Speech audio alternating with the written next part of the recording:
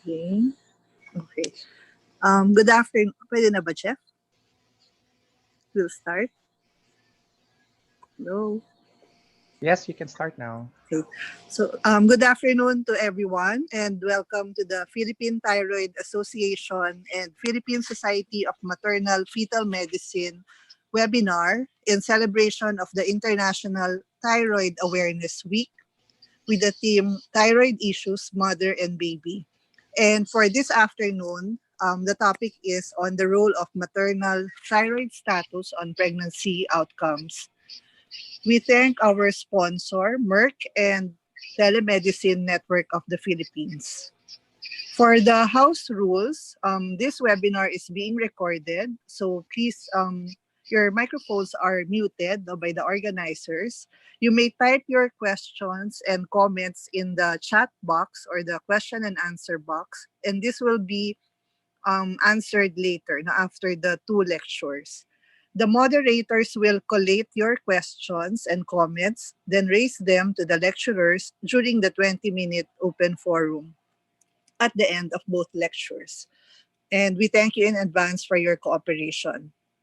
For the course objectives, these are as follows: to discuss changes in maternal thyroid physiology during normal pregnancy, to describe the effect of maternal thyroid dysfunction on maternal and fetal outcomes, and to outline the management of thyroid dysfunction to improve maternal and fetal outcomes. For our speakers, we have Dr. Jeremy Jones Robles, Diplomate and Fellow of the Philippine College of Physicians and Philippine Society of Endocrinology, Diabetes and Metabolism, current Training Officer of the Department of Internal Medicine, Cebu Veles General Hospital, and Associate Medical Professor of the Cebu Institute of Medicine. He is currently the president of the Philippine Society of Endocrinology, Diabetes and Metabolism, treasurer of the Philippine Thyroid Association, and board director, Tomasian Endocrine Progress Incorporated. He is affiliated with the following hospitals: Chonghua Hospital in Cebu and Mandaue, Perpetual Soccer Hospital, and Cebu Veles General Hospital. Our speaker from the Philippine Society of Maternal Fetal Medicine is Dr. Marjorie Santos, Fellow of the Philippine Obstetrical and Gynecological Society, Fellow of the Philippine Society of Maternal and Fetal Medicine, and Fellow of the Philippine Society of Ultrasound in Obstetrics and Gynecology.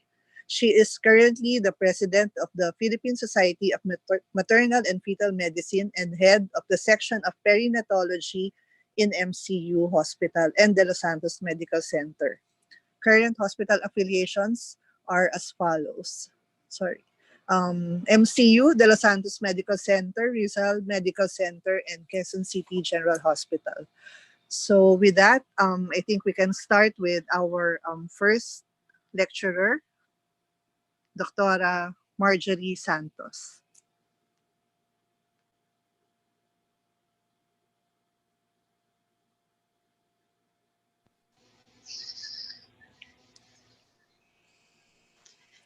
Good afternoon, colleagues.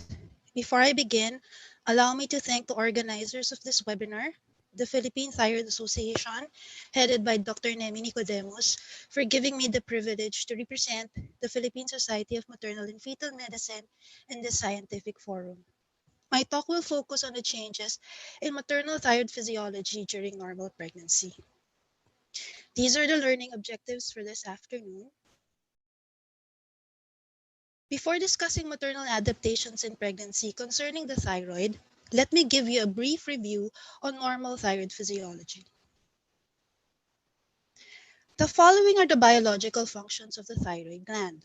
It is involved in practically all bodily functions, but I would like to highlight that in pregnant patients, a normally functioning maternal thyroid gland is crucial for the development of the fetal brain during intrauterine life. The hypothalamic pituitary thyroid axis is responsible for maintaining the balance of hormones involved in the control of the thyroid gland through its negative feedback mechanism. Thyrotropin-releasing hormone, or TRH, is synthesized in the paraventricular nucleus in the hypothalamus and then transported via the portal plexus to the anterior pituitary. TRH now stimulates thyrotrope cells to release TSH, or your thyroid-stimulating hormone, whose primary effects are to release the preformed thyroid hormone and to increase the formation of more thyroid hormone by increasing the size and the number of your thyroid cells. TSH now binds to TSH receptors on the thyroid gland to release your thyroid hormones tetraiodothyronine, or T4, and triiodothyronine, T3. The levels of T3 and T4 in the blood exert negative feedback action, which limits the release of both your TRH and TSH. Both T3 and T4 are poorly soluble in water and must circulate bound to plasma proteins, which is produced by the liver. The three major transport proteins are your thyroid binding globulin, or TBG, transthyretin, and albumin. TBG is the major liver-derived glycoprotein that carries about 70% of your circulating thyroid hormones. It has a high binding affinity both for your T4 and T3. The biologically active forms, which are unbound, is less than 1%, about 0.04% for your free T4 and 0.4% for your free T3. 90% of your thyroid hormone that is produced is T4, or tetraiodothyronine, which is considered to be a prohormone. This will be acted upon by your deiodinase enzymes that are found on your target organs that will remove an iodine ion from the tyrosine molecule, either from the outer ring, which produces an active metabolite, T3, or remove the iodine ion coming from the inner ring position to produce the inactive metabolite, reverse T3. Thyroid hormones rely heavily on peripheral conversion, which is mediated by specific deiodinase enzymes to exert their action. There are three types of deiodinase enzymes that have been identified, which differ in tissue distribution, catalytic profiles, function, and regulation. Deiodinase type 1, or D1, is found on the liver, the kidneys, the thyroid gland, skeletal muscle, and the heart. It is considered to be the major converter of T4 to T3. Actually, 80% of your T3 is produced this way. Deiodinase type 2, or D2, is found on the brain and the pituitary gland and maintains the level of your intracellular T3 to exert its neuronal and cellular function. D3, or deiodinase type 3, is unique in that it acts as an inactivating enzyme that converts T4 to reverse T3 and T3 by converting it to T2. This is found on the placenta and its chorionic membranes and the glial cells in the CNS. How does the HPT axis now behave during pregnancy? Because the many physiologic adaptations in the mother, which includes changes in thyroid physiology, do happen to keep up with the increased demands of pregnancy. First of all, the thyroid gland would need to boost its hormone production by around 40 to 100% to meet maternal and fetal needs. There's moderate enlargement of the gland during pregnancy, secondary to glandular hyperplasia and increase in vascularity.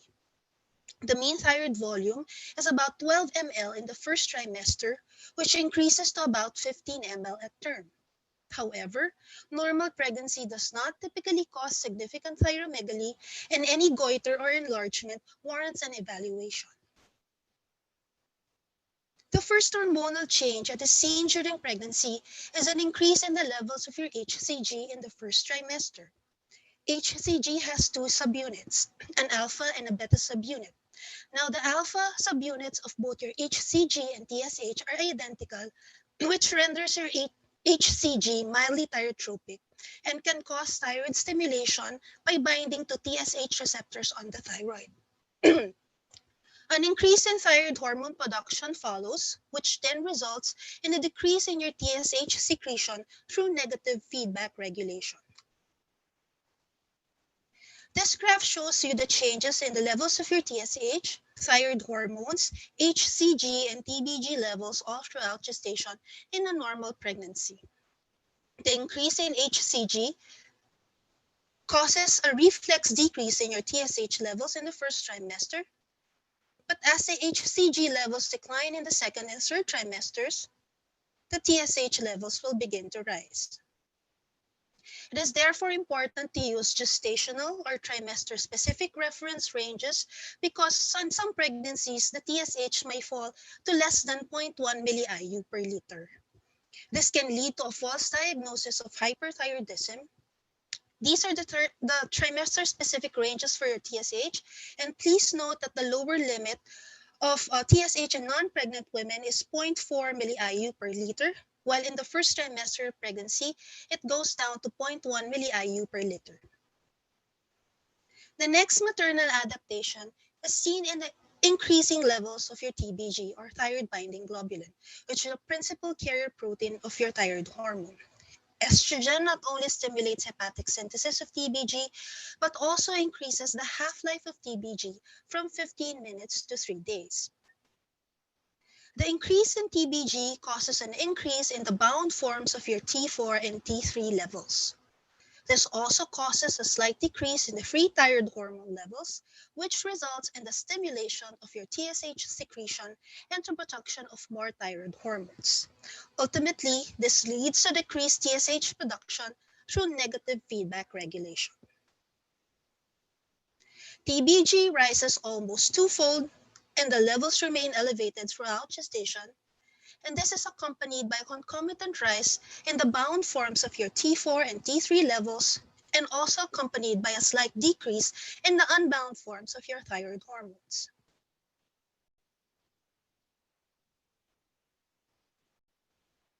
Another important change that is seen in maternal thyroid physiology is because of the placenta, which is a unique organ seen only in pregnancy, and as previously mentioned, it contains a deactivating deiodinase type 3 enzyme, which converts T4 to reverse T3 and T3 to T2.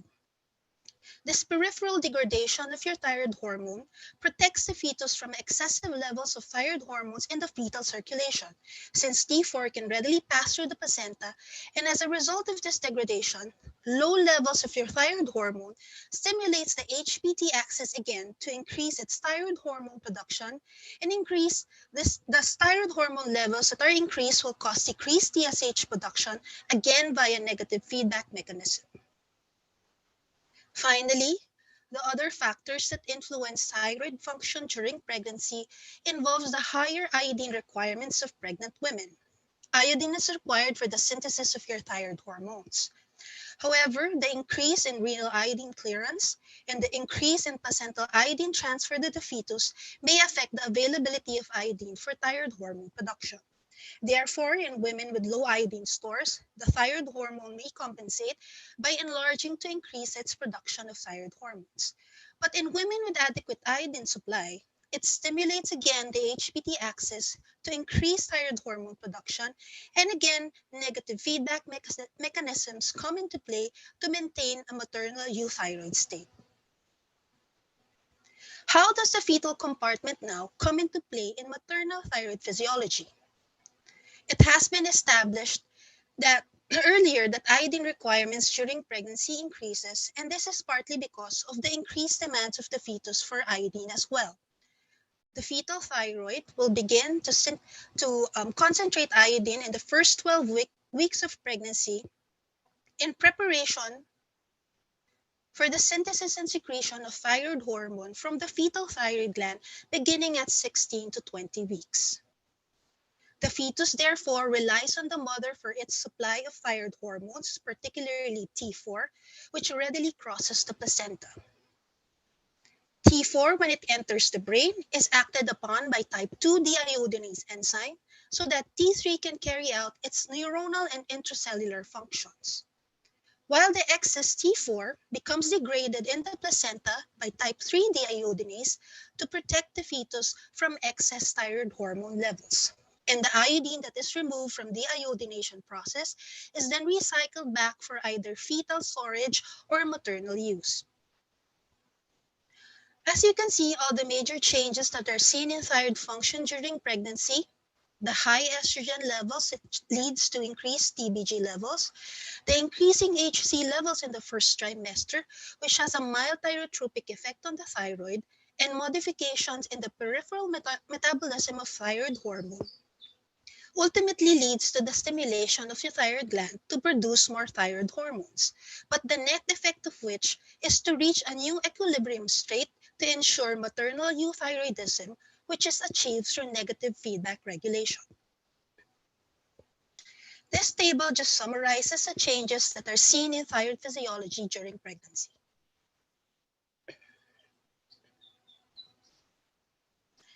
I will just mention here a few things on screening and diagnosis, as this is the topic of the next speaker.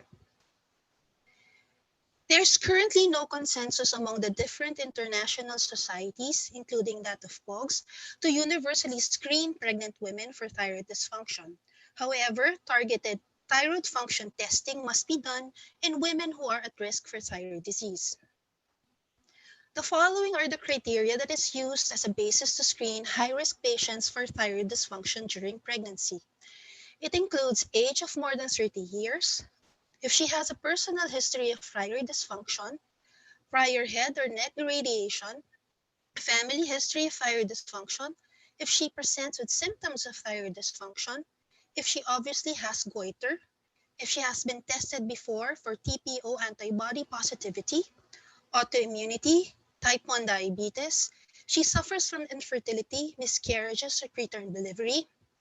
Women also must be tested if they belong to an iodine deficient population, and for those who are morbidly obese with a BMI of more than 40. Screening is appropriate for those who are at high risk, since there are a number of maternal and fetal complications that are associated with either hypo or hyperthyroidism during pregnancy.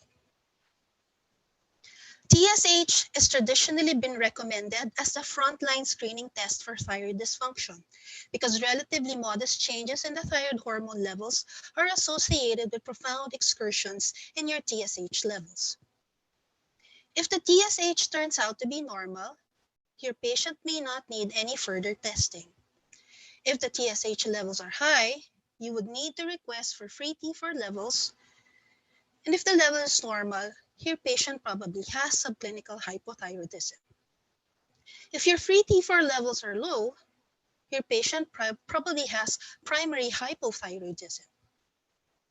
If the TSH levels turns out to be low, and you request for free T4, it turns out to be normal, you have to request for free T3 levels because on rare occasions, an FT3 level may be elevated in cases of subclinical hyperthyroidism, even if the FT4 levels are normal.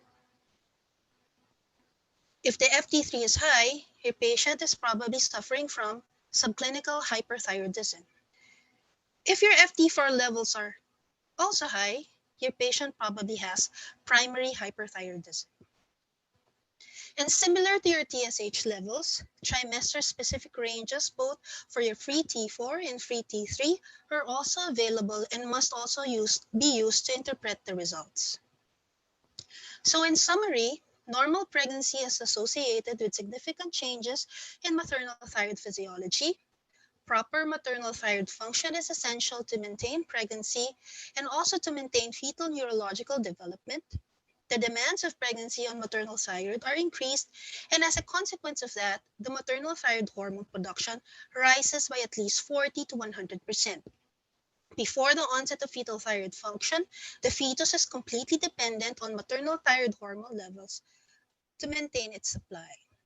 Serum TSH concentration is the initial and the most reliable test for assessing thyroid function in pregnancy, and the use of trimester-specific TSH normal ranges is recommended due to the dynamic changes in thyroid gland physiology during pregnancy.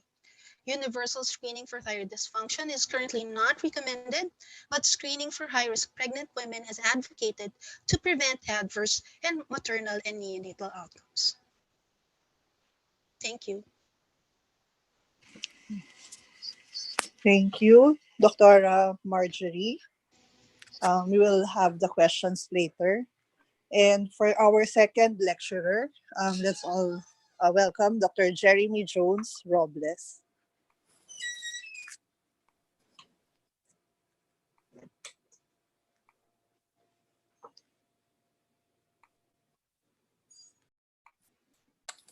Jeff, can't seem to get the video on.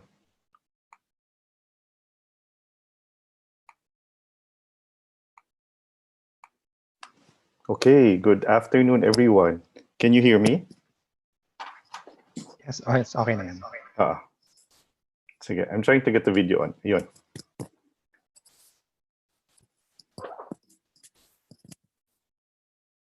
Okay, so thank you so much for extending this invitation for me to talk with regard to this topic.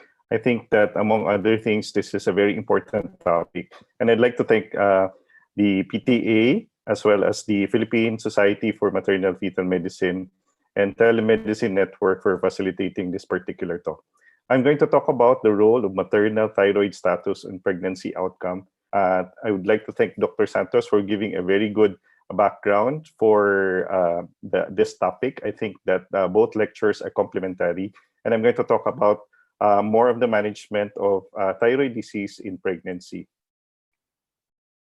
So the objectives for this afternoon were already presented earlier. So now I'm going to talk about maternal thyroid dysfunction and the outcomes, and as well as how do we manage these type of problems in pregnancy.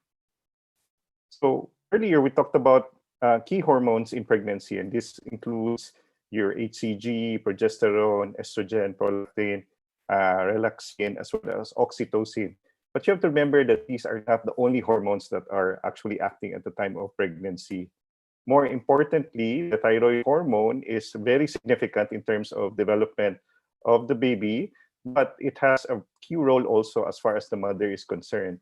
This particular graph or this presentation was actually shown earlier by Dr. Santos. And I think it's very important because it gives us a very good overview of how things are with regard to the hormones that we actually have for the pregnant women. So you know that we divide the whole pregnancy into 3 trimesters. In the first trimester, Dr. Santos mentioned that there's a increase in the beta HCG, and there's this elevation also will parallel that of the dip in your TSH, primarily because they have this homology as far as the alpha subunit is concerned. So the dip in the TSH is primarily seen in the first trimester, then it slowly goes up in the second and third trimester. In contrast, the free T4, since it's partly also activated by your HCG, there's a slight increase in the first trimester, then gradually this also decreases in the second and third trimester. So what are some of the important things that we need to remember? We know that iodine is very important in pregnancy because it is the source of thyroid hormone. And this is the most important thing that we have to keep in mind, that the pregnant woman should have enough iodine intake.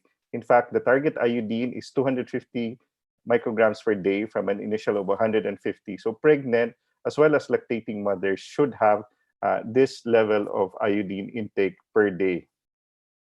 So I'm showing this slide because the iodine status in Filipinos were actually studied way back in 2018. And when they did the study all throughout the country, they observed that there were still areas or pockets that showed that there was iodine deficiency in childbearing women.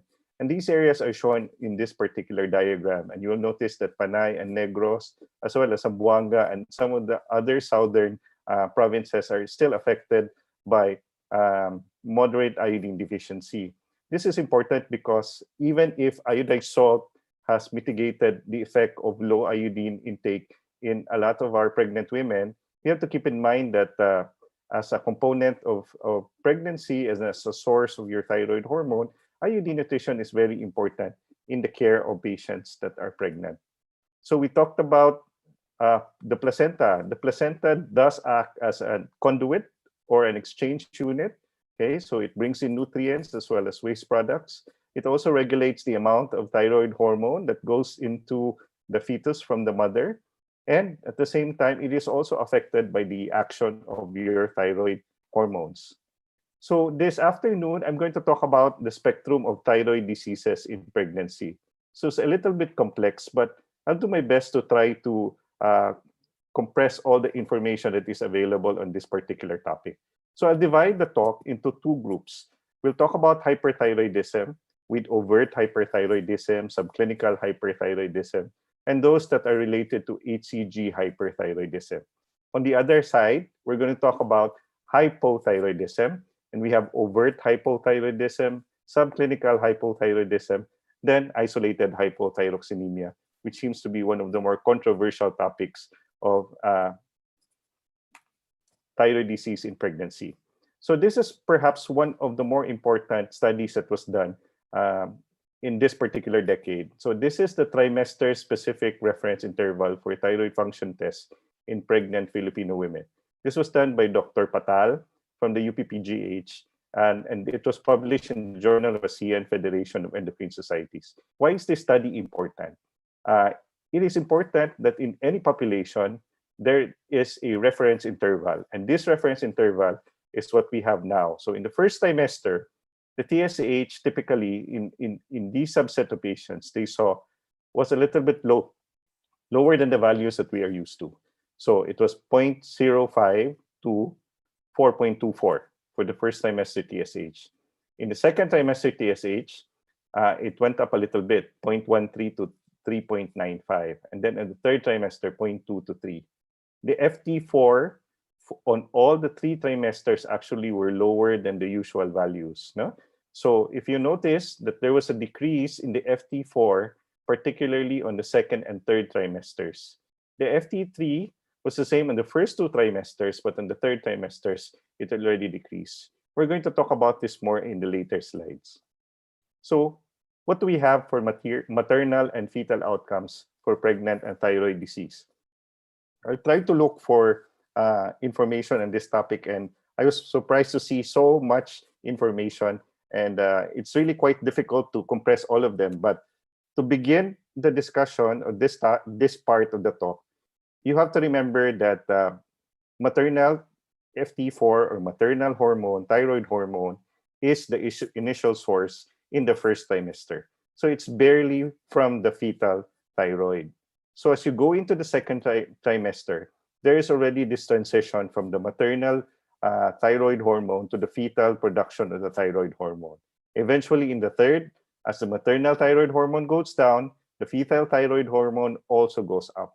But notice above the squares that I colored, the colored squares. No? So these are very important developments as far as the nervous system of the baby is concerned. And you notice that even before the baby is able to produce its own thyroid hormone, the mother is actually providing the hormone that it needs, no, for cognitive improvement or for the development of the neurologic or central nervous system. So this data shows that overt and subclinical dysfunctions, if you treat them appropriately early, you can actually have a better outcome. And then your main goal is pretty much just to maintain euthyroidism. So let's look at the data. This is coming from the US, and this is a cohort of studies. Fairly big number, 200,000 something. And you look at a lot of the complications that you see here on the left column. And here, they have identified patients with primary hypothyroidism, iatrogenic hypothyroidism. These are the patients that are taking antithyroid medications that go into pregnancy. And of course, hyperthyroidism. In the columns, you will see that the odds ratio for these subset of patients are actually really elevated. And what are the pregnancy complications that they see? No? Gestational hypertension, preeclampsia, superimposed preeclampsia, gestational diabetes, preterm birth, placental abruptio, placenta previa, PROM, PPROM, you have chorioamnionitis, spontaneous labor, inductions, breech presentations, preterm. There's a lot. No? Thyroid disease definitely associated with significant increase in morbidity during pregnancy. An adverse outcome, if you catch them early, actually can be corrected or adequately managed if you correct the thyroid disease of these patients. So here we look at the data coming from China. So here, in the last column, you will see subclinical hyperthyroidism. So subclinical hyperthyroidism was correlated with premature birth, low birth weight, very low birth weight, preterm prom, you have miscarriage, fetal malformations. Those with overt hyperthyroidism associated with gestational hypertension, premature birth, full-term prom, preterm prom, mortality in one of the patients. No? So subclinical hypothyroidism also associated with preterm birth, low birth weight, PROM, and miscarriage. And overt hypothyroidism did show a lot of the complications in pregnancy, including gestational diabetes, hypertension, preterm birth, as well as prom and low birth weight. Interestingly, this study also showed some adverse event or outcomes for hypothyroxanemia. And you have gestational diabetes, premature birth, as well as full-term prom. So this study is from, I believe that this is from the Middle East. No? So here, they classified hyperthyroidism patients and as well as hypothyroidism patients. So you're looking at the data for hyperthyroid patients. And it was IUGR that was noted among patients with hyperthyroidism. And clinical hyperthyroidism or overt hyperthyroidism was identified with IUGR. For hypothyroidism, there were more complications that were noted. You had preeclampsia, IUGR, preterm delivery, as well as low Apgar score, generally for patients with hypothyroid. So what are the data telling us? Here, you see that there were associations with autoimmunity among these patients, and preterm birth was closely related to risk because of the presence of hypothyroxanemia, isolated hypothyroxanemia, both in the preterm and very preterm birth. So their definition was it was preterm, less than 37 weeks, very preterm was less than 32 weeks.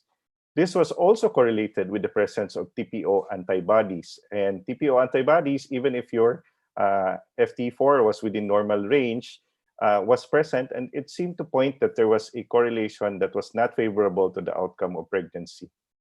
So to sum it all up, and this is newer data coming from up to date, as far as hyperthyroidism is concerned during pregnancy, overt hyperthyroidism is associated with increased rates of spontaneous abortion, premature labor, low birth weight, stillbirth, preeclampsia, heart failure.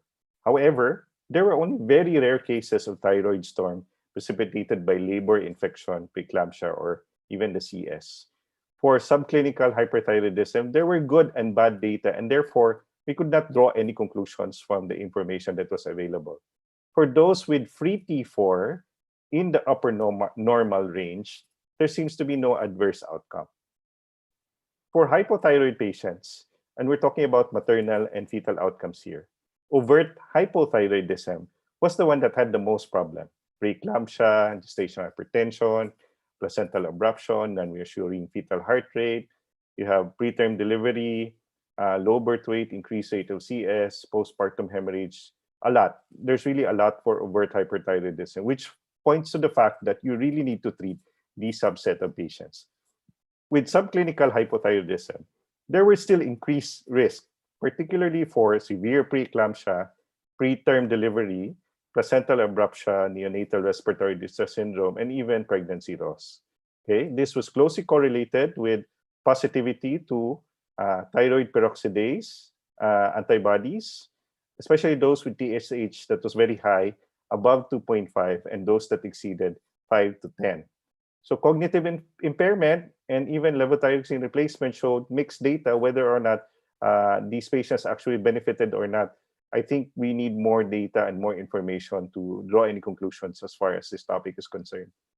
And cognitive development, insufficient data is available. Again, the future will probably tell us what we did right, and it's still a lot of debate as far as whether or not how we will approach this particular subset of patients. So isolated maternal hypothyroxanemia. These are the ones that have a normal TSH but low FT4 or slightly lower FT4. So for pregnancy outcomes, there's mixed data. There were some that said that there were increased preterm labor, macrosomia, GDM, but the other studies did not show any deleterious or problematic results results in the pregnancy in patients having isolated maternal hypothyroxanemia. Cognitive outcomes, again, this showed mixed data. Some showed that there were lower mean intelligence, psychomotor, or behavioral scores for those that had isolated maternal hypothyroxanemia, but other studies also said that it wasn't that different. So effect of thyroid hormone, there was no significant difference for those that were treated with hypothyroxanemia. So managing hyperthyroidism in pregnancy. So this algorithm was taken again as an update to the algorithm that was given by the American Thyroid Association. In 2017, they released their update or their guidelines for managing thyroid disease in pregnancy. So up to date, actually made some adjustment as far as the levels of the TSH are concerned. In the update in 2017, the key numbers there was TSH more than 10 was considered as overt hypothyroidism. So here, the number seems to have changed. So if you're talking about hyperthyroidism in pregnancy, and you have confirmed a female with pregnancy already, TSH and FT4 are the initial tests that you would like to get. If the TSH is less than 0.01 milliunits per liter, and the FT4 or FT3 are beyond the normal range for pregnancy, then you can consider two clinical situations: HCG-mediated hyperthyroidism or Graves' disease. Most likely, it will be Graves' disease. If you are considering Graves' disease, you check for TSH receptor antibodies, and this will confirm almost 100% of patients that they have Graves' disease. The thyroid ultrasound is also very helpful because the Doppler studies will show high blood flow, indicating that this may be Graves' disease. The other considerations that you may have are HCG-mediated hyperthyroidism. And there are three. You have gestational transient hyperthyroidism. As the name states, it is transient. You also have hyperemesis gravidarum, which is also caused by the elevations of your HCG. Both of these conditions resolve spontaneously. And then you have trophoblastic hyperthyroidism. This one you will need further management. Remember that if you're dealing with hyperthyroidism, in 1 to 5% of the neonates, they may have fetal Graves' disease or hyperthyroidism because of the transfer of the TSH receptor stimulating antibodies. So treatment for hyperthyroidism in pregnancy, remember that the goal is to maintain persistent but mild hyperthyroidism in the mother to prevent fetal hypothyroidism because they're connected. The fetal thyroid is more sensitive to antithyroid drugs, and therefore, we don't want to be too aggressive to bring down the levels of the hormone of the mother. So let's discuss the treatment. Usually, we control the symptoms with the use of a beta blocker. So metoprolol of 25 to 50 milligrams per day may be given to these patients and titrated accordingly. Or you can start propanolol, 20 milligrams every 6 to 8 hours. The PTU or propylthiouracil is the drug choice for the first trimester, and metimazole for the second and third trimester. PTU can be given 50 milligrams 2 to 3 times a day, while metimazole 5 milligrams to 10 milligrams daily. The lowest dose of both of these drugs necessary to control the function is what you would like to achieve. So thyroid function tests are actually tested every 4 weeks in pregnancy because of the faster turnover. And adverse effects that you need to watch out for, PTU may show abnormal liver function test. If the patient cannot tolerate thionamides, then your other option may be to go for surgery. And this is usually done, if necessary, on the second trimester. These are the situations when no treatment is required and you're considering hyperthyroidism. And this includes 4 subsets: transient subclinical hyperthyroidism in the first trimester of pregnancy. Second, you have gestational transient thyrotoxicosis, which is mediated by HCG. Hyperemesis gravidarum associated with hyperthyroidism usually subsides as the HCG goes down. And subclinical and mild asymptomatic overt hyperthyroidism due to Graves' disease, toxic adenoma, or toxic multinodular goiter. So you just follow these patients up. So let's go to managing hypothyroidism in pregnancy. So this particular flowchart is a little bit more complex, but I I think Dr. Santos already covered the clinical evaluation and risk factors, which include, of course, the history of hyper and hypothyroidism in the family. If there is already pre-existing known antibody positivity or surgery of the neck or radiation of the neck, an age of more than 30, history of type 1 or type 2 or autoimmune disorders, no? Miscarriage, multiple prior pregnancies, autoimmune thyroid disease or thyroid dysfunction, patients who are overweight and obese, and also those who are taking other medications that can affect your thyroid. So knowing this, and you've confirmed this patient to have a pregnancy already, the reflex test, it still be TSH, initially usually paired with an FT4. If the TSH is less than 2.5 percentile or less than 0.1, then we consider thyrotoxicosis, which we discussed earlier. If it's 0.1 to 2.5 milliunits per liter, no further workup is considered because this is within the range that we call relatively normal. Now, of course, you still have to check your FT4 and FT3. The gray zone that we call is between 2.5 to 10. So 2.5 to 10, this is the level where you need to confirm whether or not these are in the presence of TPO antibodies or whether or not they are negative. So those with TPO antibody positive and the TSH is 2.5, you may consider treatment already on these patients because they're considered at risk for complications of pregnancy. For those that are TPO antibody positive with a TSH of more than 10, you can treat with levothyroxine already. And then for TPO negative and 2.5 is the TSH, no treatment is required. But those with the upper limit to 10, consider treatment with levothyroxine.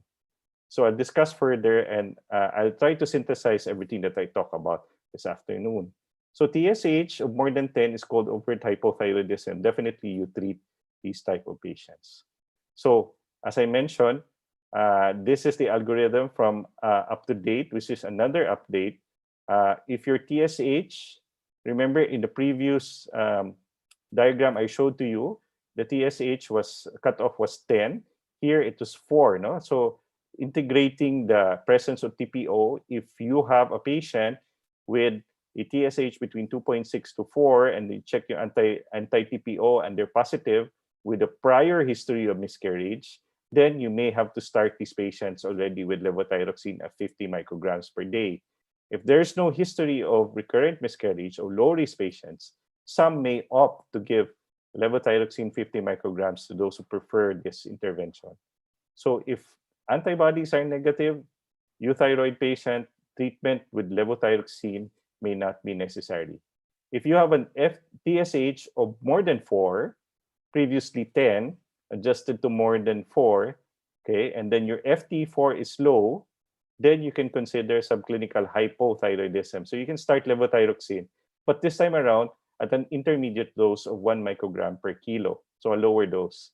If your TSH is low, and then you have a TSH of more than 4, then you have overt hypothyroidism. So this one you really have to start with a full dose of 1.6 micrograms per kilo per day. So the goal of treatment is to restore euthyroidism as soon as possible. If your TSH is more than 4 with low trimester specific FT4, full replacement is required with 1.6 microgram per kilo. If your TSH is more than 4 with normal FT4 and intermediate dose, can be started with 1 microgram per kilo of levothyroxine. So if it's in between 2.6 to 4, the decision that you need to make will depend on the presence of your TPO antibodies, and you may even start with low-dose levothyroxine.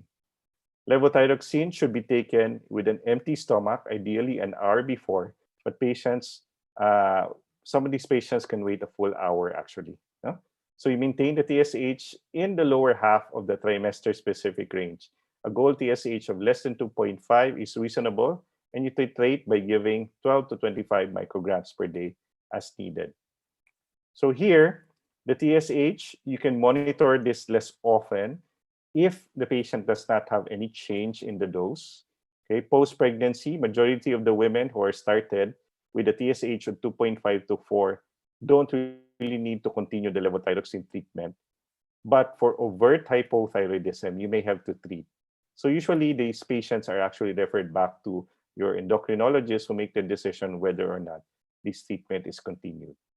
For pre-existing hypothyroidism who got newly pregnant, you need to increase the levothyroxine dose by approximately 30% and notify the clinician about this. So let's summarize everything that we learned this afternoon. First, we know that there is already a Philippine trimester-specific reference interval for function tests for pregnant women.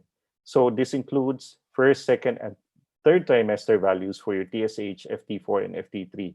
We also discuss the trimester levels of your hormones, and you can see this clearly with this particular graph. Remember that the trimester-specific reference interval gives us a better understanding of the values we encounter with our patients. So always keep this in mind, that the interplay of hormones in pregnancy and as well as the thyroid primary goal is to achieve equilibrium for the development of the fetus. Sufficient iodine is definitely necessary for a successful pregnancy. So we talked about the spectrum of thyroid diseases in pregnancy. You have hyperthyroidism and hypothyroidism with these subsets. Remember that extreme hormone derangements of hyper and hypothyroidism are associated with poor maternal and fetal outcomes and warrant immediate treatment. So subclinical thyroid disease may warrant further workup and follow-up, and medications may be needed for high-risk pregnancies based on this assessment. Isolated hypothyroxanemia remains a controversy, and assessing patients individually may be the norm for these type of encounters. So insights on management, and perhaps the last slide that I will have for today, workup for suspected hypothyroid patients or overt hypothyroidism. For those with TSH more than 4, you need to get TSH, FT4, TPO antibodies, thyroid ultrasound. For overt hyperthyroidism with a TSH of 0.1, again, the test that you want to get, TSH, FT4, TRAB, if strongly suspecting Graves' disease, and thyroid ultrasound. Follow-up labs for patients that are pregnant with thyroid disorders usually is 4 weeks or about a month. TRAB results each trimester for Graves' disease patients. Then you can follow the course if they're actually improving or not. Treatment for hypothyroidism, levothyroxine 1.6 milligram per kilo for overt hypothyroidism. For subclinical hypothyroidism, if you're going to treat, it's a lower dose at 1 milligram per kilo. Assess the history for miscarriage and TPO antibody presence and consider levothyroxine treatment. As far as hyperthyroidism treatment is concerned, I mentioned this, that the PTU is the first trimester choice and metimazole for second and third trimester. The lowest possible dose to achieve mild maternal hyperthyroidism. I think that's all for this particular talk. Once again, I want to thank everyone for joining us this afternoon for this topic. I think that it's a very important and interesting topic. Thank you so much and good afternoon to everyone. Okay. Thank you very much to our speakers, Dr. Jeremy Jones Robles and Dr. Marjorie Santos. We have questions here. How do we resolve the difference in the cutoff between the Filipino normal range versus the normal range pointed by UpToDate? Okay. Normal TSH 0.1 to 2.5, which should we follow? Okay, I think that since we already have the trimester-specific levels for thyroid hormones, that is the more important thing to keep in mind. Because if you notice that the TSH as well as the FT4 are actually a little bit off from what the laboratories are taking. So that means that will give us a little bit of leeway in understanding that the FT4, although slightly lower, because the values in the trimester specific show that 9 is actually within the range of normal. And our normal sometimes will be 11, or sometimes in some other tests, it's a little bit higher. What we would like to do is just follow these patients up and repeat the laboratories. Of course, in patients that are at risk, recurrent miscarriages, as well as known family problems of thyroid, then you're warranted to start already with the treatment. So since we have this data, the trimester-specific data is very important for us. We can use this data to analyze our patients. And this data is very important. But I understand some concerns because, treating these patients, there's a lot of apprehensions as far as whether or not they should be treated or not. So there is still a judgment call as far as the endocrinologist is concerned with this. But, we have this information, we use this information to explain to our patient that, there's not that much concern with the levels that they have right now, and we just have to follow them up. Okay. You mentioned earlier in the lecture that there are conditions which do not need to be treated, which includes the transient condition. So how can we say that that condition is transient only? Okay. So I showed earlier the graph, and Dr. Santos also showed this graph in the first lecture. No? So if you notice that in the first trimester, you do expect your TSH to go down. This is what you call HCG-mediated dip in TSH. And sometimes your FT4 also goes up a little bit. And the usual follow-up that we do is that these patients a month after should have their test done again. So as long as they're within the first trimester, even going into the second trimester, you expect that there is still some abnormalities that's brought about by the interplay of the hormones of pregnancy as well as the thyroid. So you do expect a repeat test, and maybe the repeat test will now give you normal values or slightly off values, but improve compared to the first values that you actually took. No? So the recommendation is you do 4 weeks repeat tests on these patients, or a follow-up set of laboratories compared to your initial or baseline laboratories.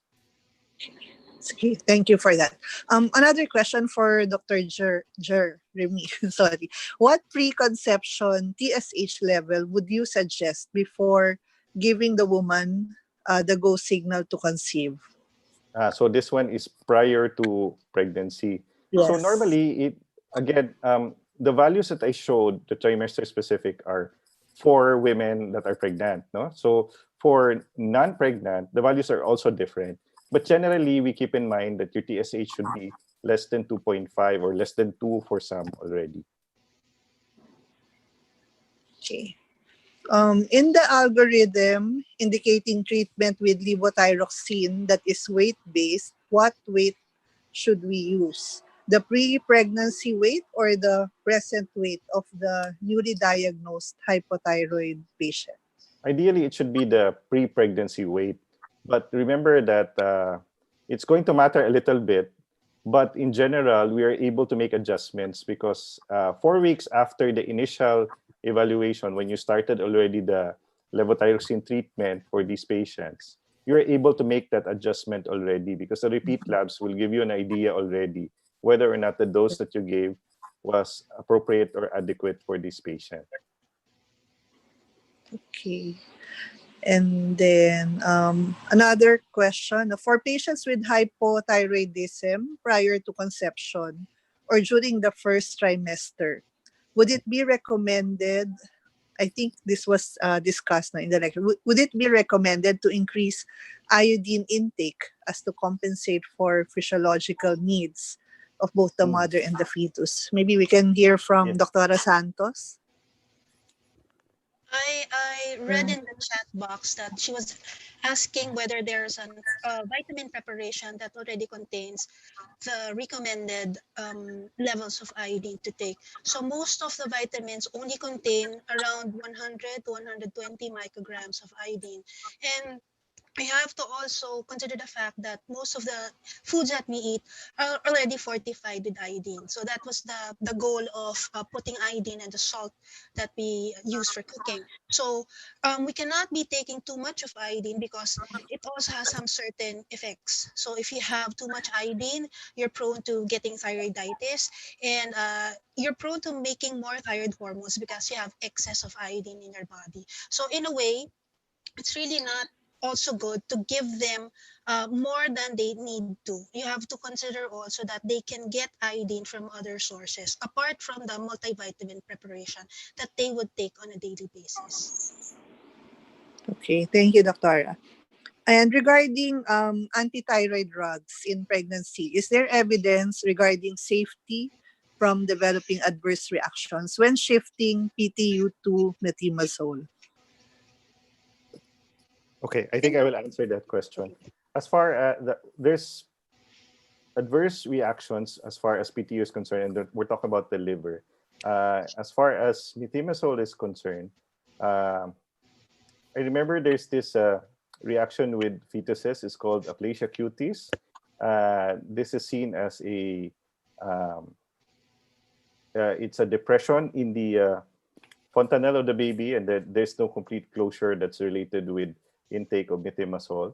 And generally, anti-thyroid medications, since the pregnant women are in a um, less immunoactive state. So the reaction may not be as prominent in women that are pregnant, but there can still be some reactions with these patients. And some patients will not be able to tolerate the anti-thyroid medications, and therefore these are the ones that will make things a little bit more complicated for the managing team, both for the OB as well as for the endocrinologist. In severe cases, you may have to consider, as I mentioned, surgery in the second trimester. But as I said, the pregnancy is the immunity in pregnancy is a little bit lower compared to a non-pregnant patient. So we're hoping that we don't actually reach that point. But those are the options that are on the table as far as treatment. Okay. One of the conditions that may affect the thyroid is cancer. See what have been discussed are medical condition. Let's say a patient post thyroidectomy for cancer. How soon can they become pregnant? Um, if you're talking about well-differentiated thyroid Yeah, malignancies, yeah. The low uh, risk, well diff. yes, well-differentiated. Most likely, they will be on radioiodine therapy, right? So Yes. this complicates the situation in the initial phase, because you're gonna have to counsel these patients and talk to them that it's going to be 6 months to about a year before you can actually consider pregnancy, and therefore that probably will be the period that you want to consider. Keeping them stable with their hormone levels before they actually go into pregnancy. Pregnancy. Okay. For maybe for Dr. Santos, now, how do you advise breastfeeding patients on how and when they take their anti-thyroid medication? So if they really need to take it, because you also have to weigh the risks to the benefits also. If they really need to take it because it will control their thyroid problems, then they should. Thyroid anti-thyroid drugs, although they pass through the breast milk, so the levels would be not so significant to affect the baby. If I may add also to the giving of anti-thyroid medications during pregnancy, so methimazole is not given in the first 16 weeks of pregnancy because it causes, as was mentioned by Dr. Robles, aplasia cutis and also esophageal and choanal atresia. And so the recommendation in the book would be to give it after 16 weeks. So you start first the patient on PTU and then shift her after 16 weeks to methimazole. You're just afraid for PTU to cause hepatotoxicity in the mother. However, it rarely happens, and so most of us would actually keep them on PTU and not shift them anymore to methimazole. Okay. And there's clarification for Dr. Santos. Is it FT3 and not T3 that is to be requested? Yes, the free thyroid hormones assays that should be requested. Free T4 and free T3. Okay. How about those without TPO antibodies taken? Is it safe to just treat if TSH is elevated? Okay, I'll answer that question. So It's understandable, especially in our setting, that it's out of pocket as far as doing the laboratories and then visiting the doctors. We have to understand that TPO antibodies are very important for us to actually manage our patients well. Because gone were the days that we just treat them based on what we would like them to treat with. So we are going into a world, we have evidence-based medicine, and the information is already available for us to consider. So in some cases, I don't think it's going to be enough if we will follow just clinical assessments as far as pregnancy and the thyroid is concerned. It's very important that we know the actual levels. And if you look at the history of these patients, recurrent miscarriage, no, in that context, we may have to treat these patients, especially if you have an initial TSH that's really elevated or within the gray zone that you might have to act on. So I think that overall, if you can do the test, we would prefer that you do the test. I think Dr. Santos will agree. Yes. These are very important tests that we need to do. So if they want a safe and successful pregnancy, no, it has to be Yes. checked. And Um, if let's say a patient comes to us with a history of repeated miscarriages, yes. before advising them to get pregnant again, we will work them up on several levels, and that includes thyroid function testing. Okay.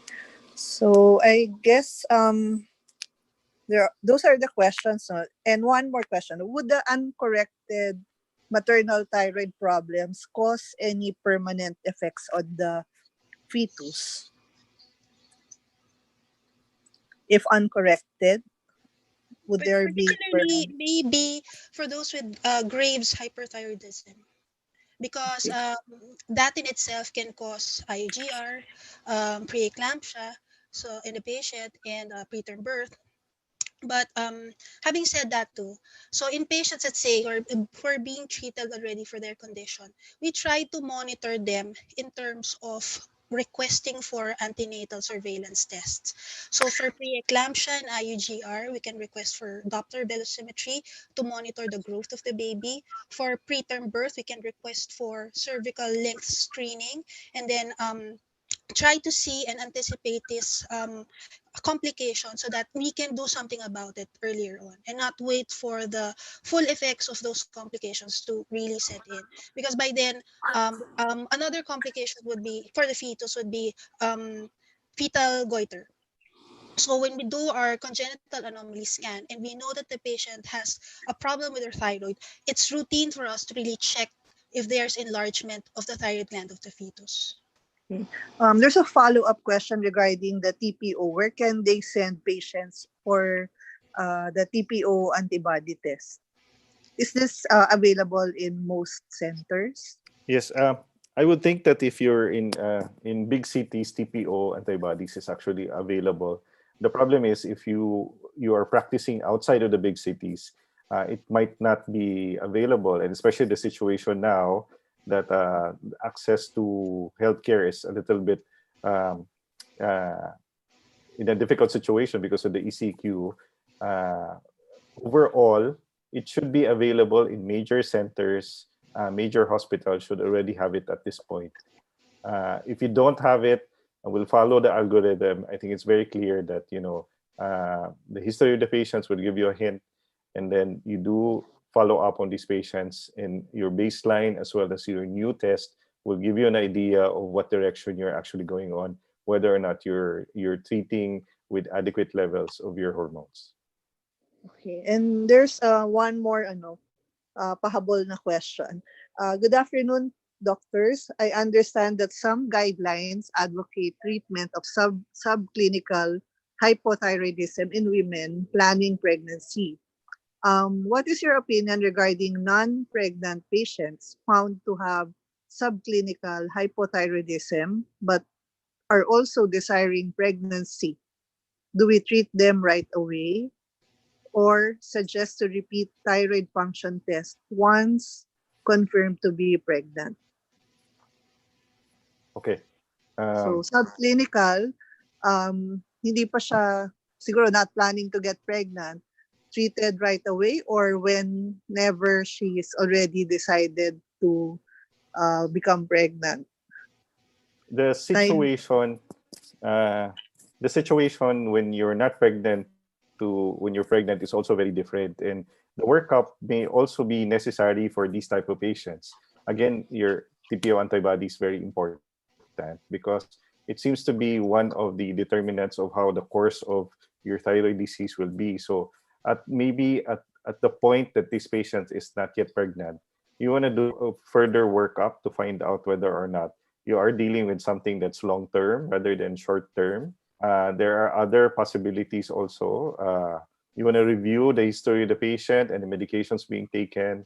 Um, then you want to do a follow-up laboratory to find out whether or not the labs initially you made were actually correct, or whether or not that was just a transient period that already passed and then your hormones actually normalize. Okay, so better to evaluate already Yes. the cause. And then another question, why is TSH not included in routine basic labs for pregnant women? Because universal screening is we have mixed views on this, but I personally would screen my patients for thyroid dysfunction. Some would not. Okay, some would practice just case finding approach, and that's good too. But if I may say that in POGS we still don't have a universal consensus on universally testing pregnant women for thyroid dysfunction. So maybe we should, maybe, because in one study that we made in my institution, we found out that 30% of low risk women were actually suffering from subclinical hypothyroidism. So they have no risk factors whatsoever, but we requested for a TSH, and that was the result. So it may be very common than we think it is. So it's out there, and so if we can do something about it to treat it and make their pregnancies successful, why not? So it Doctor, actually depends on the OB if she wants to screen them for thyroid dysfunction. okay. Doctor, in what you mentioned, no, in the subclinical hypo, you recognize them during the pregnancy or after? During The, the pregnancy, when they first went in for a prenatal checkup, the TSH was included in the labs that we requested. But okay. not necessarily having any history or risk factors for thyroid dysfunction. So it was a study that we made just to find out the incidence of subclinical hypothyroidism Hypo. among our patients Okay. who are Because we have apparently low risk. a question, no, is maternal hypothyroidism a cause of mental retardation? If you, I mean, it's different when the fetus has it. Okay, so that's what you call cretinism when they are born. But if the woman, let's say, is hypothyroid, he usually presents with symptoms that are really not specific and may be symptoms that are also associated with pregnancy. They're lethargic, they gain weight even though they don't eat that much. So the symptoms are actually not specific, and so sometimes it's very hard for us to think that she probably has hypothyroidism because they share similar symptoms with pregnancy itself. Okay. I agree, and Dr. Ida, I just wanted to Uh, comment on general testing. I think that it has always been a controversy, not only for OB, even for endocrinologists, that maybe it's high time that we change the recommendations already. I'm sure that they're looking into it. It has always been a healthy debate as far as what we should do as far as pregnancy and thyroid disease is concerned. But who knows? Maybe in the next guidelines that come out, they'll make the recommendation that we need to do screening at least for TSH. Yes. okay. So I guess we have answered all of the questions, no, sent to us in the Q&A as well as the chat box. Any uh, take-home messages from our speakers? If So I let Dr. Santos talk first. Dr. Santos, okay. Dr. Santos. Well, I'd like to thank all of the those who view this webinar. So I learned also a lot from Dr. Robles. Um, I hope that Dr. Robles is right. Maybe we should look into this because it's apparently very common in the Philippines. So maybe in the next CPGs that we will release, we will somehow come up with a guideline. So if we are for universal testing, so I think that will be good. So thank you very much again to the organizers, Dr. Ida, Dr. Jeremy. Thank you very much. Thank you, For Dr. Jeremy. Yes, thank you, Dr. Aida, Jeff, and the rest of the crew for facilitating this particular meeting and broadcast. I also learned a lot. I think that in terms of managing these types of problems, you have the mother, you have the child. It's impossible for one person to take care of two patients. So I think overall, it's going to be a collaborative endeavor, no? It's not only the endo, it's not only the OB that's going to take care of it, pedia, and everybody else also will get involved. I'm glad that we were given this opportunity to interact, and I'm looking forward to future interactions as well and collaborations with everyone else. So again, in behalf of PTA, thank you so much for inviting me and magandang hapon po sa inyong lahat.